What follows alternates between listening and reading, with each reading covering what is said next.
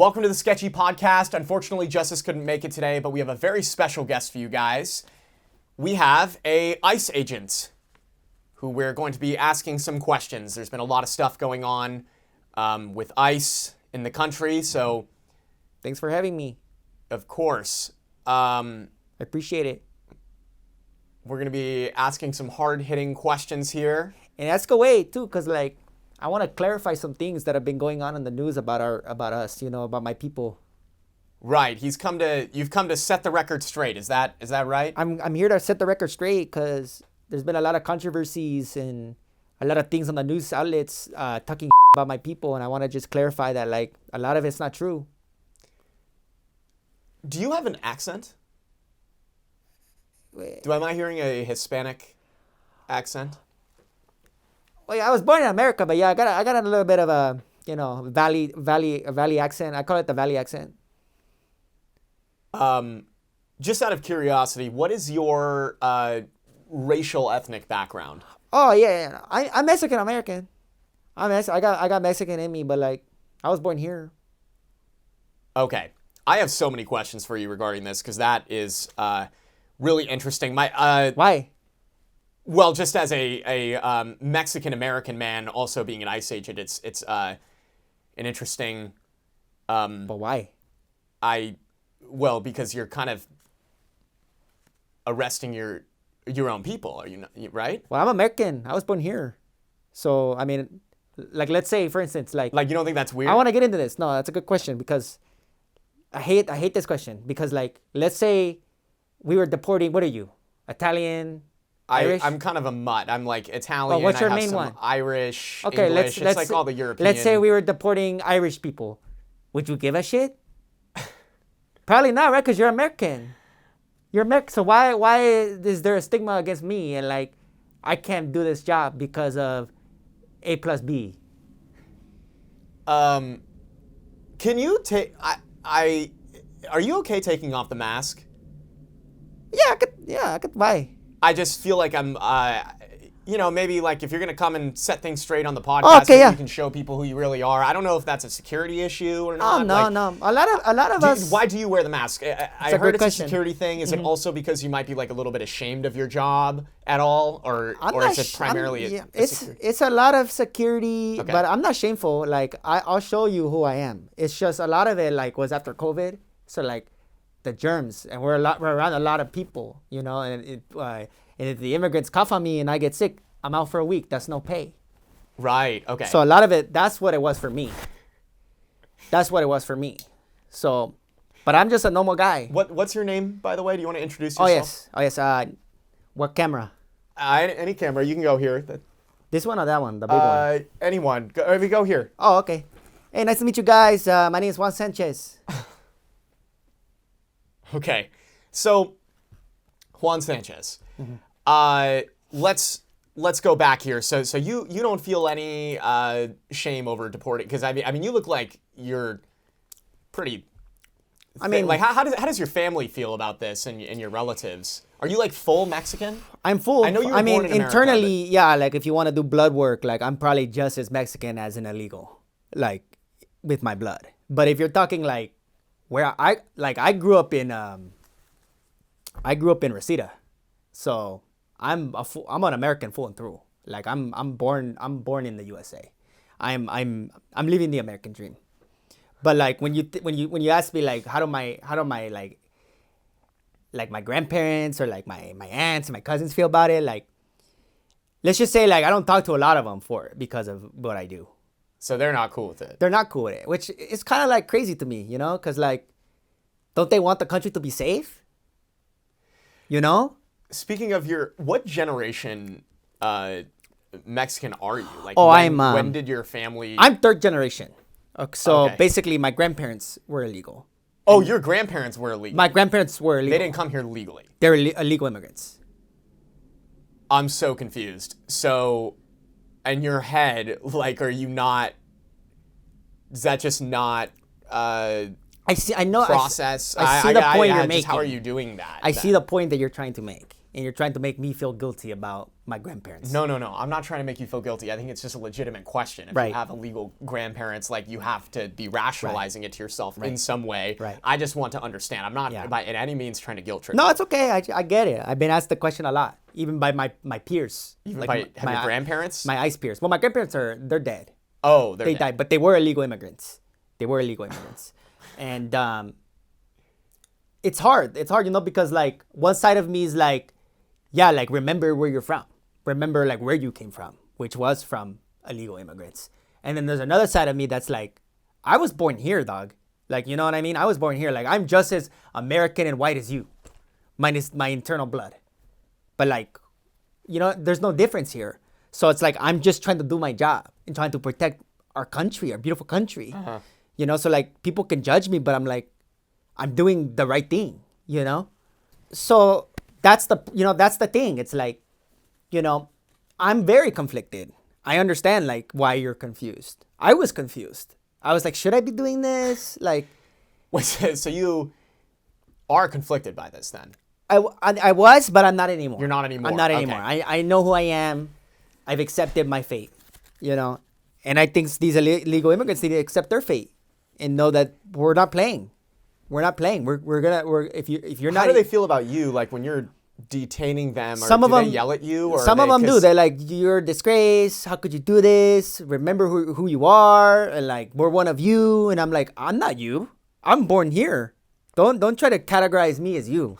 Do you see what I'm saying? Like, it's funny, right? But it's not. It's a crazy situation. It's crazy what I deal with, dog. Like, I have to deal with a lot of backlash from both sides. What's the other side? Like the even some of the ICE agents are confused. They're like, we feel bad. I'm like, don't feel bad, John. Arrest him. Like, I don't know. I'm you, So they get confused and conflicted too, but I tell them, what's interesting, Juan, too, is just like even your accent is thick. I don't think it's that thick. Sorry, I don't mean to be rude. I mean, it's just like, it's a valley twang. It's more of a valley. It's like, because I'm from the valley. I'm from, Reseda, and I grew up all around there. So this is more kind of like, this is like American Valley kind of like accent, Okay. Like this that is like, just must be a crazy this scenario. is Mexican-American. American. That's the operative word there. American. So yeah, you could say I'm Latino descent, but like I'm an American. I ride for this country. I'll die for this country. What made you want to become an ICE agent? Well, if I'm being quite frank, I'm sure you've heard about the stats. It's immediately a $50,000 bonus as soon as you sign up. So I was like, that's a no-brainer, because it was either like, honestly speaking, like if I wasn't an ICE agent, man, I'd probably be dead or in jail. That's just the truth. Because I was in a gang growing up. And that's why I feel like... What did you do in the gang? I mean, I was doing a lot of different like racketeering and, drug use and prostitution. But I needed to get out of that life. And I didn't have a lot of options because I didn't even go to college. I joined ICE. I've joined ICE probably 4 years after graduating high school. So... How old are you? I'm 22. Okay, so you have like a criminal, not only no experience in any other job field, but you were a criminal prior to this. Well, that's another reason why I wanted to join, because you don't need a lot of experience to become ICE. Like ICE, which is why I love ICE. They're very accepting of all, like, doesn't matter where they're you're like accepting and because they need bodies. Okay. They need bodies. A lot of people don't want to do that job. It's a hard job. It's like there's a lot of pressure on us and we get a lot of backlash. We're not like the firefighters who like all the girls love. That's what I wanted to do, but I didn't have the qualifications. So I was like, what's the next best thing? Can't be a cop, like you said, because of my criminal cases. But I can be an ICE agent, dog. So that's what I decided. I was like, well, then I'll do that. Are you good at your job? I'm the best at my job. And I'm not just saying that. Like last month, I won Employee of the Month. I deported the most people in my whole field. My whole field. I deported. I want to say over 2,000. Over 2,000 in 1 week. Now times double. Add more to that. What is that? 9,000. That's a lot. of people. And here's how I do it. Like you said in the beginning, look at me, right? They trust me. So what I do is I go to a big group, right? Where they suspect that there could be ICE agents, and I go, don't go that way, don't go that way. There's a lot of ICE agents over there. And they're like, oh, okay, because I look like I'm one of them. I look like one of them, but I'm not. I'm an American. Remember that. I look like one of them. So they all go towards this location. And who's waiting for them? My fellow ICE agents. So that's how I do it. They trust me. I earn their trust. And yeah, you're looking at me like it's fucked up, but like diabolical. Is it? Or did I just help America out? See, that's what I like. A lot of people, they judge me. They're like, that's crazy. How could you do that to these innocent people? I'm like, listen, law and order. It's law and order in this country, and I'm gonna abide by that. And that's coming from someone who used to break the law, dog. So I feel like I'm repaying my debts by doing this service to America. I'm helping you. You know whose taxes are going down? Yours. You know who's more jobs that open up now? Yours. You know all the crimes down because of me. So you can judge. A lot of people judge. They like to judge me. You feel like a hero. I am a hero. There's no question about it. No one wants to do this job because it's a hard job, and we don't get the respect that we deserve. We deserve respect in this country. My people never get respect. My people are disrespected. If your And by people, I mean ICE. I know you're probably thinking like Hispanic. I mean ICE. My people are being disrespected. Yeah, so when you say your people, I default to I think that you're talking about Hispanics. I'm talking about my fellow ICE agents. Your people are disrespected. We're disrespected in this country, and we deserve our respect because we're protecting you. So like that's not cool, man. So if your grandparents were alive today, would you deport them? Was this prior to them getting a green card or no? No, like they're here illegally. Let's say they then I'm deporting them. Cause like it's law and order. There's no way around it. And I appreciate. You would deport your own grandparents? Here's the thing. It's a tough question. But it would be hypocritical of me to deport all these, right? It would be hypocritical of me to deport other people's grandparents who are illegal and not deport mine. So I'd be forced to. And I tell them, I say, look, I don't want to do this. I don't want to do this, but you're breaking the law. And you're left me no choice. I'm part of law enforcement. So like, what am I supposed to do? I guess it would be hypocritical. It would be again. I signed an oath. Like ethically, you think that it would. So it's part of your ethic code where like you wouldn't want to be a hypocrite. I have ethics. That's what it is. I have ethics, and I signed an oath. So if I wouldn't deport them, then I'm going against my people. Okay. You know, and not the ICE, by the way, ICE people, not Hispanic, because I know that gets lost in translation. But I'd be forced to, and it would hurt. It would be really sad because I know, you know, they love me, and they if it wasn't for them, I wouldn't even be here as an American citizen. That's what's crazy about this conversation. Like for me to even be here to deport them, require them to come over here illegally, which is a real brain. That's like Black Mirror. How do you reconcile that Black Mirror? I'm a godly man, so I feel like at the end of the day, Trump's a godly man, and I'm a Trump supporter. So I don't feel bad about any of the wrongdoings that people say that I do. Okay. Let's talk about that. So you voted for Trump? Twice, yeah. Twice, both times. And if he runs for a third term, I'd vote for him again too. Are you, do you feel like he's doing a good job right now? I mean, he's the best president to ever do it. And I'm not just saying that. I know a lot of his followers, like, they'll just say it. But, like, I've done my research. I've done my facts. And I know, like, I've met him a couple times. You've done your facts. I've done my facts. I've ChatGPT'd a lot of stuff. So, like, I know, like, the ins and outs of the politics and what's going on in the world. And I've met him a couple times. He's a good guy. He's a stand-up guy. Stand-up guy. He'll do anything for you. What did he do for you that you thought, like, made him a stand-up guy? Well, the thing is about Trump is, like, I've only met him a couple times. So you met him a couple times? I met him a couple times. He was at some of the ICE raids. And I met him there. And sorry, what was he doing there?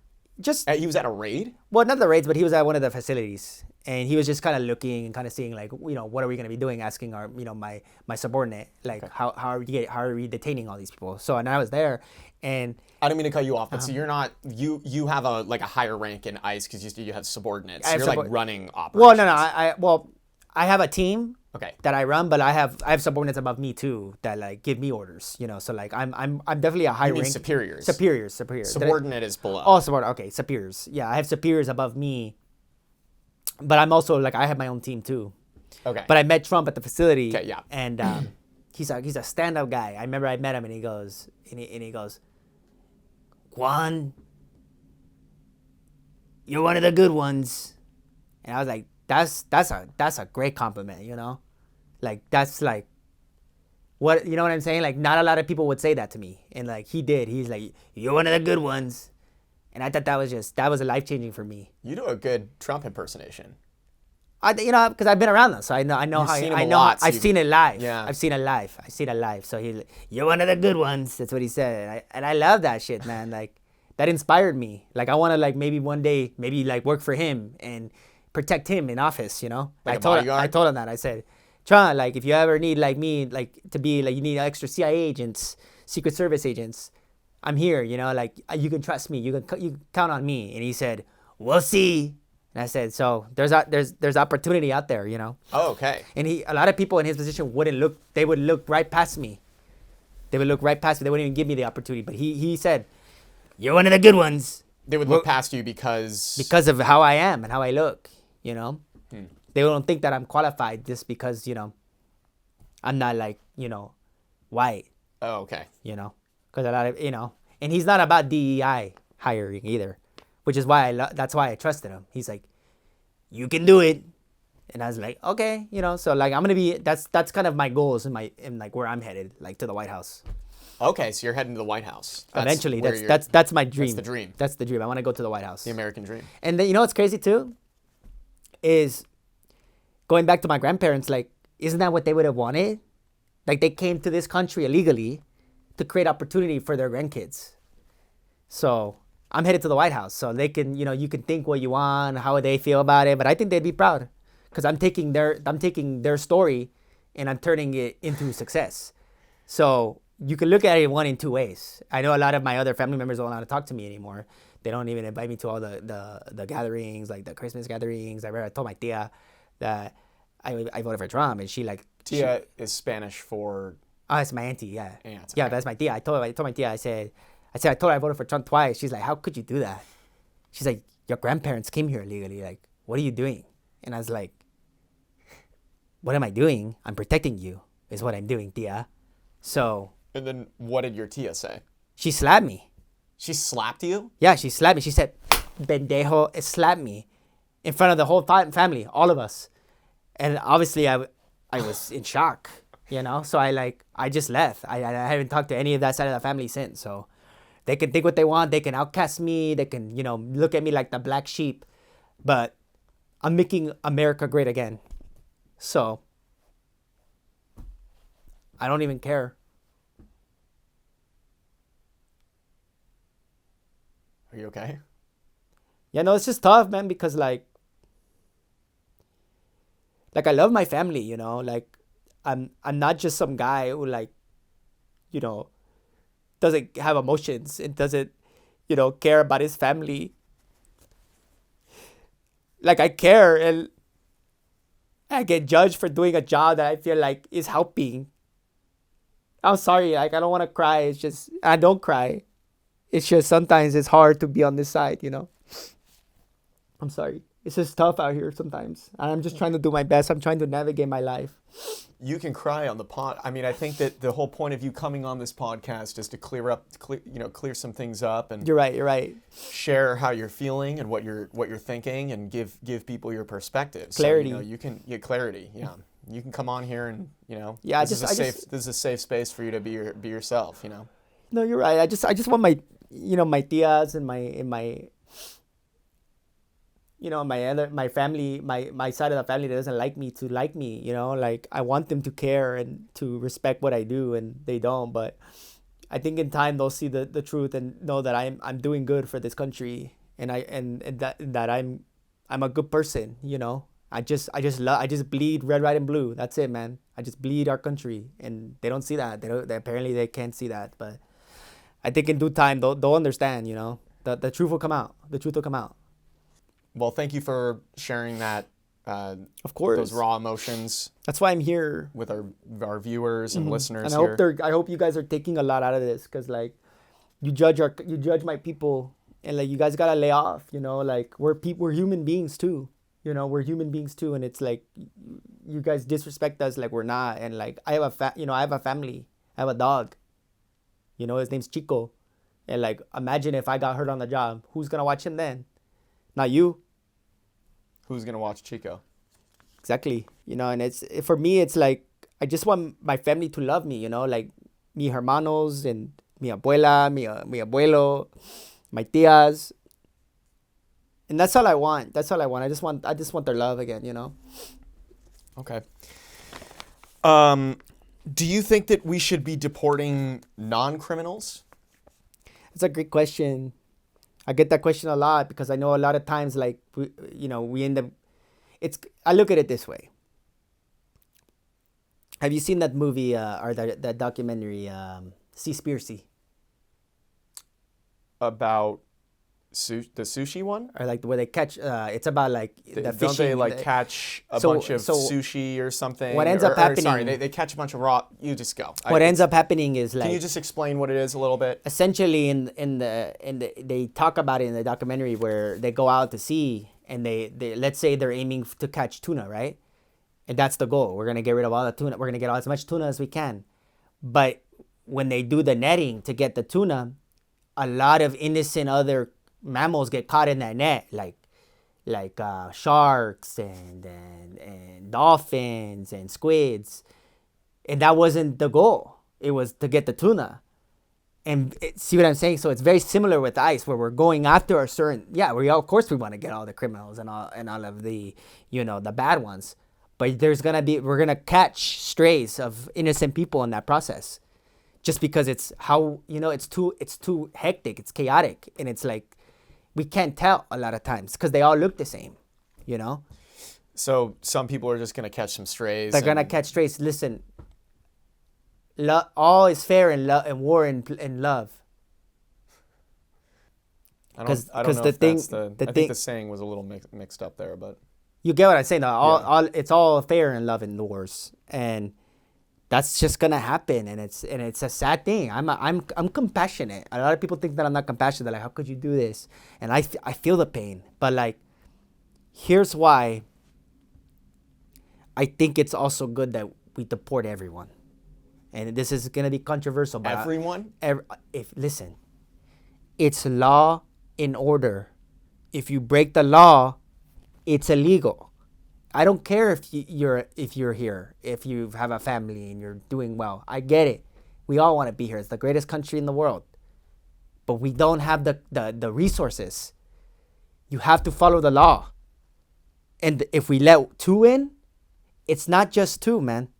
And let me explain. My grandparents came over illegally. Great people, loving people, wanted to make a better life for their family. Guess how many kids they had?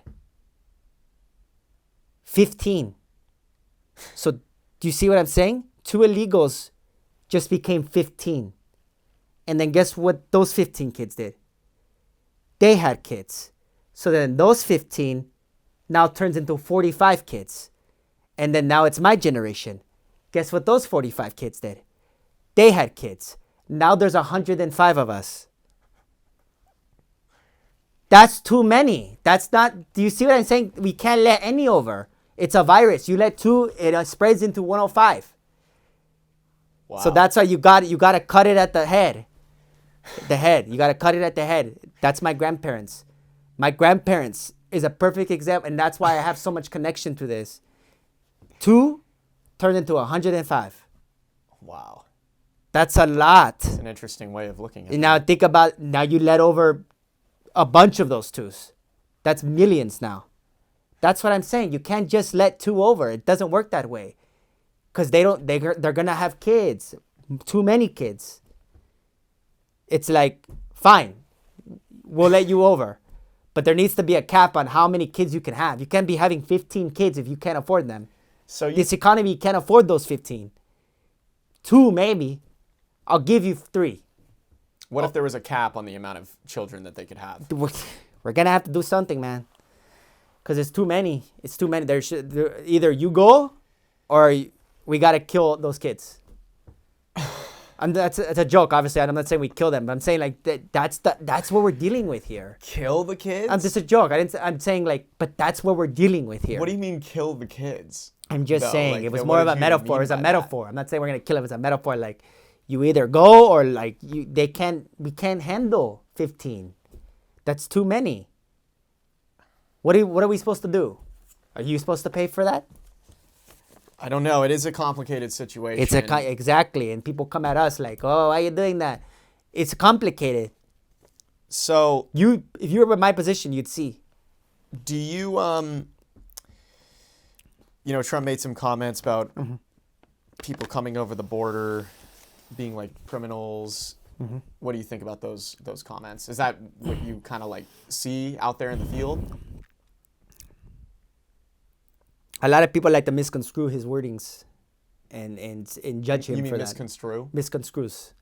And I don't think it's right, man. Like, yeah, he may have said that in one context, but like, what context did you hear from? Because from the context that I heard he said a lot of them are criminals. And I've been out there on the streets, and to be honest with you, a lot of them are. Like 99% of them are. 99%? 99%. So statistically speaking then, your grandparents,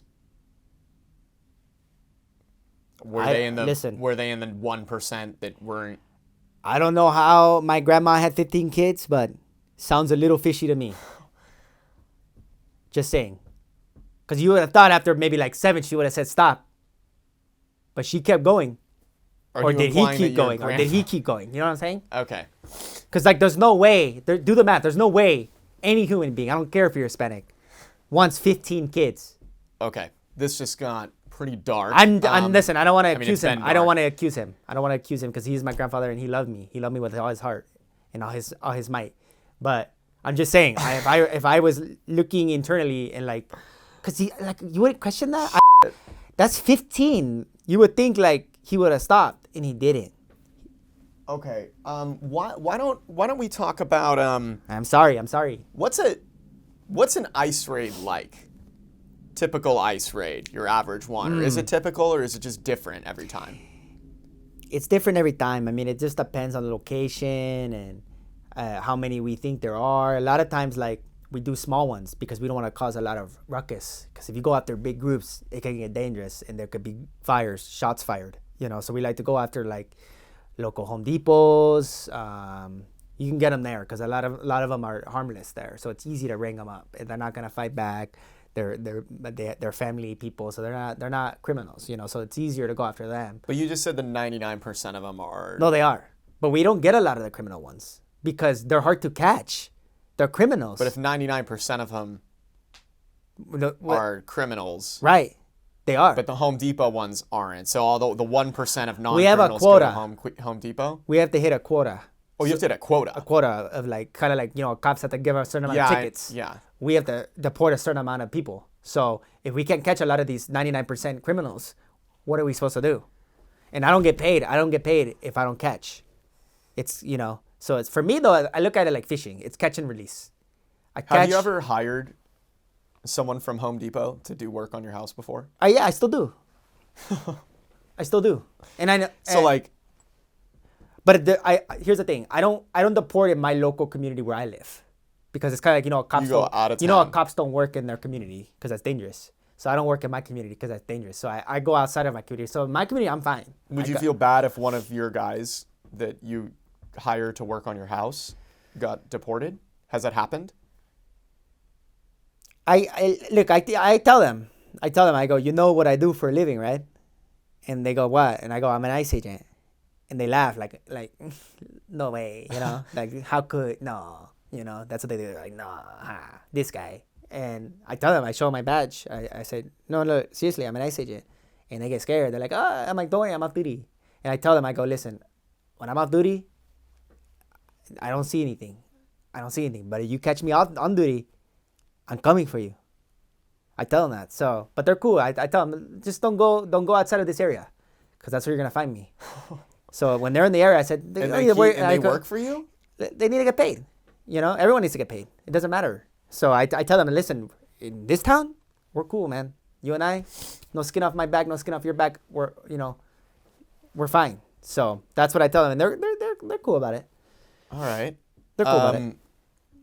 Did I cut you off with average ice raid? Yeah, I did. So you go. Okay, sorry. So you go to the Home Depot. I go to the Home Depots, and like I said, it's easy to ring them up, because a lot of times, and that's where I get them. That's where I play them. I go. I'm looking for work too, and I was like, you guys better watch out. Like, apparently there's ICE agents around here, and they're like, oh, where, And I go, apparently like right over here, but like we should probably go on the other side because they won't see us. And they're like, okay, and they believe me, because I'm from around here. Trust me. And then they follow me, and then who's waiting for them? My people. My ICE people. Do you speak to them in Spanish? Are you fluent in Spanish? Sí, yo hablo español. That is my first language.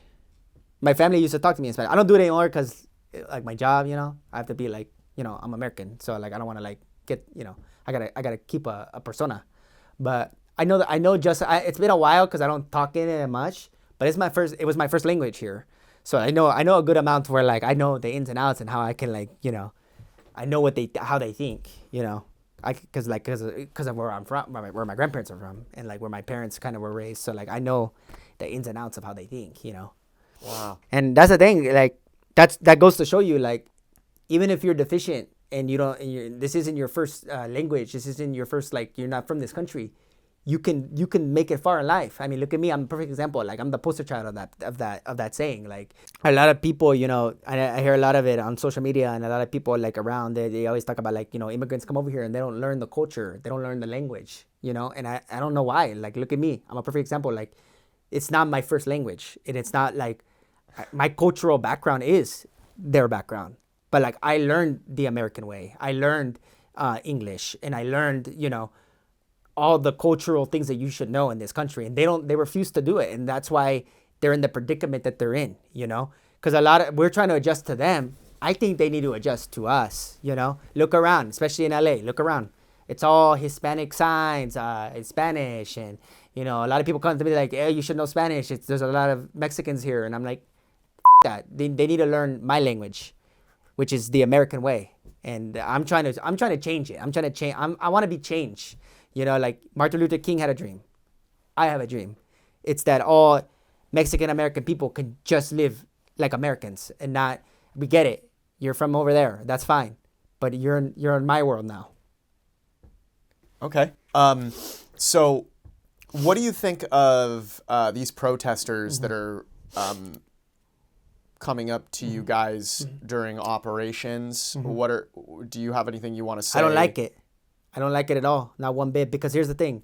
I'm all about protesting, fine, do it, but be respectful, Like, it's a dangerous job we have, A lot of people think it's all fun and games, and it's cool to make fun of us and throw stuff at us and cause a ruckus. And it's like, fine, protest, but do it peacefully.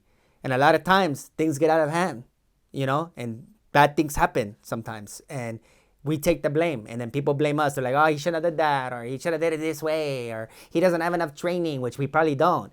And that's why you should. You don't think you have enough training? Not at all. No way. I've only held a gun a couple times in my life, and they're over here giving me guns, and it's like, really? I mean, that's the thing though. It's like no one wants to do this job, and I learned. Yeah, I know the basics. I know how to handle it, but at the end of the day, it's like I'm not as experienced as a Iraq veteran. It's like, of course they have more experience than me. So, but that's what I'm saying. It makes my point. Don't play around with us, because bad things could happen with somebody with the experience that I have. And then they get upset, like, oh, why did he do it? It's like, what do you think was going to happen? And I'm not justifying the behavior, by the way. I'm not. That's not what I want to do, because I respect everyone, all human beings, unless you're illegal. Then I don't respect that. You got to come over here, do it the right way. Don't come over here thinking you get a free pass. That's not how this works. Do it the right way. You want to come over here, get your green card. Do you think that some of the steps to coming over here are pretty difficult? It's to do great things in life. It is difficult. What'd you expect? And I get you want to come here. We all want to come here. Everyone wants to come here. It's the best country in the world. My grandparents wanted to come here. Thankfully, they got over here, and I was born in time to be an American, and I respect that. But this is a different time. It was fine back then. There's too many now. We're overpopulated, and there's a lot of criminals coming over, and a lot of bad people now. It's a bad world we're living in. So something's got to be done, and it takes a lot of we have to take big steps to get it done. Let's do some rapid fire questions. Rapid fire, let's go. What's your favorite food? Mexican. No questions. No question about it. You want to elaborate on, like, what is your favorite thing about Mexican food? It's Mexican food. I mean, you can't go wrong with it. That's the thing. It's like, it gets the job done. It's the best food, has the best flavorings, the authentic Mexican taste. There's nothing like it around the world. Nothing like it. The thing I love about Mexican food really is just like, you can taste the authenticity in it, the culture, the Mexican people are in it. You can feel it, and that's what I love about it. And it reminds me of like who I am, Okay. Favorite music? Mariachi. No. There's nothing like mariachi music. I love Vicente Fernandez. I like the new stuff too, like the reggaeton, Bad Bunny stuff is good too, especially in the club. But I love mariachi. No doubt about it. That's what you listen to, like when you drive around. It just reminds me of my childhood, and being at my abuela's parties and the quinceaneras, and that's all they would play growing up. I always knew when I was going to my grandma's house, it was gonna be mariachi music, and that's why I love it. There's like a reminiscence when I'm listening to it, especially that one, Suavemente, Bésame, no quito mis gatos. I love that song. I don't think that's the lyrics, but I don't even know. I never knew the right lyrics to it, but I just love that song. Okay. Suavemente. Do you play mariachi music in the car when you're driving around? I work out to it. Do you go to ice raids when you're driving to ice raids? Sometimes I do it as a joke, just because like my other people, the ice members, they start laughing because like they know what we're about to do, right?